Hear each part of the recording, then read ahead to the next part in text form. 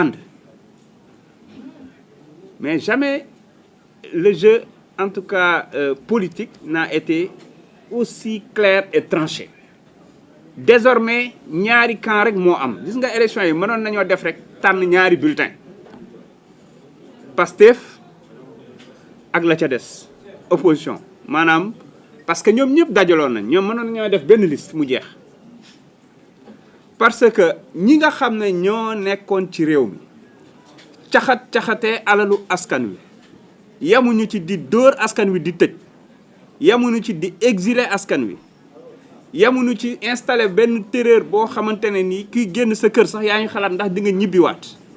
xam nga dañ naan sénégalais dafa gaaw a fàtte mais li fi xew yépp je pense que bu presse bi jékki woon sax def rétrospection rek wala rétrospective dinañu xam ni Sénégal bi ñu doon dund y a de cela 7 mois 8 mois jëm kaw ak Sénégal bi yàlla ak yàlli la le président Bassirou Diomaye Diakhar Faye dafa ñëw indi lu yees pex loo xam ne ñëpp nangu nañ ne loolu lañ nekk di doxal mi jubal jubbanti réew mi nag fekk nañ ko ci anam yoo xam ne jub bi moom du problème ndax yàlla def na ñi ñu teg ci bopp réew mi ak ñi ñu tànn ñu jub lañu jubal bi tamit amul problème fa ñu dajee coono gu métti mooy jubbanti bi ci fànn yépp nag ndax xam ngeen ne lii chef de gouvernement bi wax ak ñi mu àndal ci affaire u endettement bi ak yu ni mel li mu ci waxul moo ëpp foofu te ministère des finances ak yeneen ministres yi dinañu génn càmbar ko pàcc par pàcc bu ñu lancé référentiel bi ba pare les ministres ku ci nekk di nga génn wax ci sa secteur pàcc par pàcc pour ngeen comprendre niveau bi ñu toll actuellement ci réew mi balaa maa dee nag ñu ne waruñu koo wax parce que dañuy tiital ñeneen ñi mais ay kàcc ak i fen ngeen baal ma ci kàddu gi moo ñu dugal ci guute gi mooy yàgg nañ leen wax ni da ngeen di maquiller chiffres yi wax leen nit ñi dëgg ñu bañ te ñun bañ ko doon wax doon joxe ay chiffres te chiffres yi ñu mës a joxe kenn mësu kaa dindi waxuma laa nag léegi nag ñu sommes les détenteurs de ces chiffres là kon ngeen war a xam ne lépp luñ ci génne lu leer naññ la képp kuñ ci woo tamit pour nga leeral xamal ne dossier bañ lay tegal moom xaw ma lan waaye doo ko teggi parce que nag Pastef loolu la mës a wone avant muy yegsi ci pouvoir rawatina nag tey jii mu yegsi ci pouvoir moo tax ngeen gis opposition bi di tëb di daal di yuuxu ak haine bi mooy d'abord ñi nga xam ne ñoo yoroon caxatee alal bi waaye mooy ba pare seen yéene yëpp moo nekkoon faagaagal président Ousmane Sonko waxuma la ba du nekk candidat waaye xëy na ba du amati njariñ ci àdduna waaye tamit am lenn ci opposition bi loo xamante ne nii ñooña ñoo yamoon donte ñi ngi woon ci opposition bi parce que ñoom seen yéene moo nekkoon rek président Ousmane Sonko bu mu bokk ci lenn ndax am na si ñoom sax ñu ko seeti di commencé wax pour mu jàppale leen ci ay jamono. haine boobu nag transmettre nañ ko ba ci yenn ci ñoo xamante ne ni tey xëy na dañ naan ay journaliste lañ mais jàppatu ma ne ay journaliste lañ te leer na comme dem nañ ba leen di investir ci ay liste xanaa léegi nag dootu leen défendre ci ay délit d'opinion ak yu ni mel da ngeen leen war a seppi ba mu set parce que dañuy yàq seen der loolu mooy dëgg. du ma ñëw ci di ay wax ci wàllum bulletin yi parce que ñoom alalu askan wi ak coonoy askan wi au contraire buñ sañoon mbir yi day gën a tar ba Sénégal nekk dans le chaos total bu ko defee ñu ne voilà échoué na ñoom conception boobu la ñu am ci politique. te fépp foo xam ne jaar nañ fa muy ministère muy direction def nañ fa loo xam ne balaa nga koy réparer dama leen di jox benn misaal Dakar Dem Dikk xam nga ñaata employé lañ fa def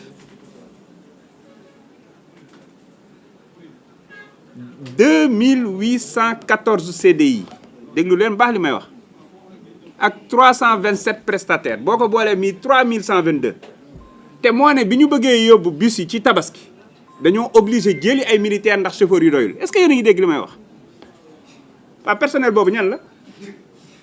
te ñëpp ay CDI lañ am nag toog ndax directeur bu ñëw yóbbu frigo indi ay nitam directeur bu ñëw yóbbu finalement congélo yu fees chambre froide yu fees lépp fees masse salariale 1,2 milliard par mois. waaw ngeen yaakaar ne ngeen te xam ngeen ne est-ce que xam ngeen ne suñu impôts yooyu moom la ñuy comp di jox saa su nekk fay déficitu exploitation bi de 18 milliards parce que service public la. mbokk yi Dakar Dem Dikk ci situation boobu noonu lañ ko fekk dette bi mu am ci ay affaire fisc ak yooyu rek pour te dire que dafa bokk ci daanaka ñu daawul fay fisc 95 milliards. chiffres yi may wax yëpp yu ñu consigné la teg may invité presse bi ak journaliste ak sénégalais yi lii mooy débat bi nañu wax li nga xam ne moo yàqu ci réew mi te ñu wax ñun fan la ñuy jëlee alal ji ñu koy defaree ñu nekk ci waxtaan yooyu moo gën diversion yi ñeen ñi def nga xam ne ay jouekatu série lañu. kon jël nañ ci nag ay mesures yu bëri nekk di wàññi waaye ñëpp xam nañ ne doyul nga dem fu mel ni AIBD. AIBD xam ngeen lan mooy budget 22 milliards waaye lan mooy recette am 7 milliards donc 15 milliards yi fu mu koy jëlee maanaam day jëndee juróom di jaayee ñett pour ngeen comprendre état moo koy compléteel 15 milliards yi. ñun bi ñu ñëwee ci lu gàtt ciblé nañ ci ay contrat ba liggéey ko ba nekk di ko arrêté ci ay contrat yaa ma neex yoo xam ne amaluñu benn njariñ xam ngeen ñaata la ñu économiser réew mi ci AIBD képp laa wax. 63 milliards 63 milliards c'est-à-dire man li may wax yëpp ci sama ministère kese la yeneen ministres yi énergie mine autre suñu génnee bu ñu waxee ngeen taf seen gémmiñ c'est-à-dire fépp fuñ jaar dañ ko cannibaliser ñoo raw cannibaliser ñoo raw ay kañe ci tool. kon lii mooy vrai débat bi ñoom lii la ñuy bañ ñu leeral ko parce que xam na ne bu ñu jëlee assemblée bi mais dañuy installer haute cour de la justice te xam naa ci liste bi sax am na ku ci gars yi ciblé ne xanaa kii mooy jiite haute cour de la justice bi parce que am na fu mu jaaroon ak ñoom xool leen suñu liste yi bu baax a baax. léegi haute cour de la justice parce que instant yi li tax ngay gis ñenn ñi di balballu di tëb di wax xam nañ ne mënaguñ leen a jàpp ndax seen mbubb bi ñu am te Macky Sall laataa muy dem daa soppi CREI yi ba mënu leen topp en ce moment ci conditions yi pour te dire que ñoom dañoo def seeni mbir ba pare. xool naka la ñu koy maquiller encore une fois bërëc mais haute cour de la justice dina taxaw te ñoom ñëpp dinañu wuyu benn par benn kenn du rëcc ca kaw ba ca suuf parce que li ñu def nii alalu askan woowu ñoom li ñu jël bu ñu ko delloosee ñu régler problème yëpp ndax malgré situation catastrophique bi ñu fi fekk ñu ngi continuer di tenir réew mi dox ndax ingéniosité équipe yi ñu yore ñu leen di rendre en tout cas ñu leen di féliciter di leen encourager moo xam équipe bu finance la moo xam équipe bu économie la moo xam ministères yi ak directeurs yi liggéeyu yaxanal bi nga xam ne ñu ngi koy def. parce que vraiment day ñu naan nañu réduire train de vie de l'État mais ñun bi ñu ñëwee ba léegi on a fait que réduire le train de vie de l'État moo ñu permettre ñuy continuer. AIBD da nga doon fekk budget voyage mais c'est extraordinaire ce que je suis en train de vous dire c'est-à-dire que dañ doon fo ci alalu askan wi. parce que budget voyage ci lu gàtt rek ñu def lu mat 80 millions ñun même période c'est-à-dire premier semestre 80 millions ci voyage AIBD maanaam 1er janvier ba 31 mars ñun avril ba août comparé à ñoom économiser nañ ñun 55 millions astafurlah kon pour vous dire que ci dynamique bi ñu nekk noonu lañ ko defee ci téléphone bi ils étaient à 19 millions par mois ñu réduire ci 10 millions déjà te ça va continuer encore une fois c'est ça les vrais débats ñoom loolu la ñuy bañ moo tax yii ñuy déposer ay recours yeeg yooyu yëpp diversion la te ma wax leen am na si ñoom ñoo xam ne gëm naa ne bëgguñoo dem élection de ñun duñu xalaatuñoo def recours parce que dañoo bëgg ñoom ñëpp ñu boole leen mbër muy nu mu ko doon waxee ah seen ba nee na way juróom da leen daan boole bañ mat fukk mu làpp leen dañ leen bëgg a boole ñoom ba ñu dajaloo ñi moom Dakar ak ñi doon wax ñooy chef de l'opposition ak ñëpp ñi nga xam ne ñoom ñoo wax ñooy borom Fuuta tey ñu ñëw dàqatu ci liste nationale yi ñëpp la ñu boole duma dañuy bëre par force ñi doon forcer seen bopp waajal seen i saak pour dugg kaso sax dañ ne leen da ngeen di bëre ba pare non day mënul ñàkk parce que mbir mi dina neex de léegi nag ñoom seen problème mooy fan la ñuy campagner ak ban xaalis la ñuy campagner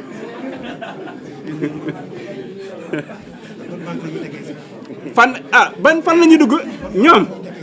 ñoom lu ñu am ci sécurité lañ ko nar a def fan la ñuy dugg di campagne di ñëw di tànqal nit ñi ak naan dañuy joxe xaalis xalaatuñu ko surveiller leen bu baax de parce que bëgguñ dem élection yii ñi def nii yëpp loolu la kii wax na ko mais feuille A4 bi ñu ne la nañ ko def A6 nga xam ne bii dañ koy xaaj 4 def ci photo bi def ci logo yeeg yooyu xanaa voté du voté rek waroon nañ ko sax mën a def bulletin unique ñenn ne non du ci dal suñu yoon nekk suñu am na ñoo xam ne joxuñ justificatif de dañ ne suñu yoon nekku ci maanaam débrouillez-vous pour trouver 7-8 milliards de plus ñeneen ñi ne non dañ ciy def photo te ñun suñu tête de liste yi xamuñu leen waaye ñoom ñan la Macky Sall xamuñu mais problème bi mooy bëgguñu fu ñu dem gis photo Sonko mu leer nañu macha allah mu sell bi su ko defee xam na ne askan yi buñ koy jël duñ ci ànd ak sago te loolu sax mënoon na doon seen atu parce que xam naa am ñoo xam ne bëgg nañ ko boo xam ne au lieu ñu jël ko dugal ko ci enveloppe bi tam ñu jël ko yóbbaale ko pour teg ko seen kër mais pour vous dire que juste ñoom ci caaxaan yi ñu nekk mais bëgg bëre bañ bëre nii lañ ko mën a toppee nga ñëw ci PSD bi ma doon wax fan yi weesu c'est-à-dire ñii ñooy askan woo xam ne dañoo ñëw ne dañuy leb ci turu Sénégal 467 milliards pour tabax ay tali waaye waxuma intérêt yi de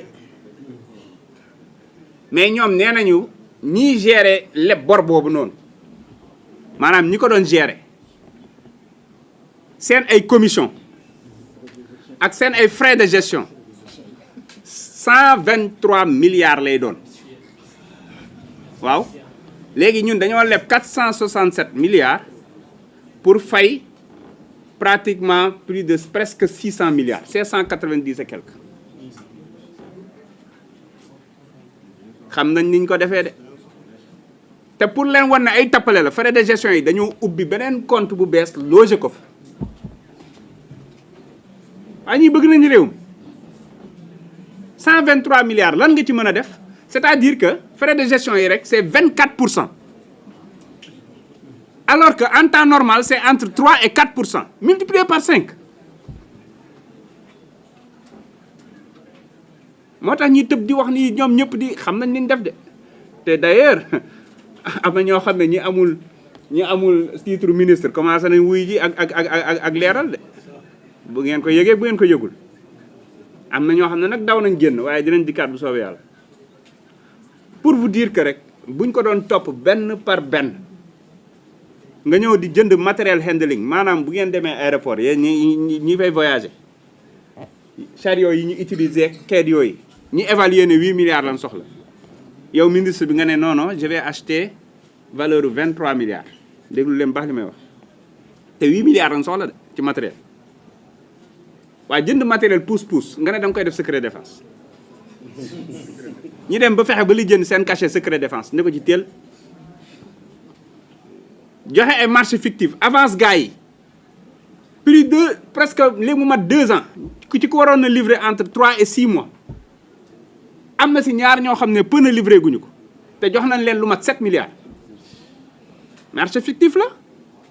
ma tudd ko ci rajo bi xëy 2 jours après ñu ne ma waa ji dawoon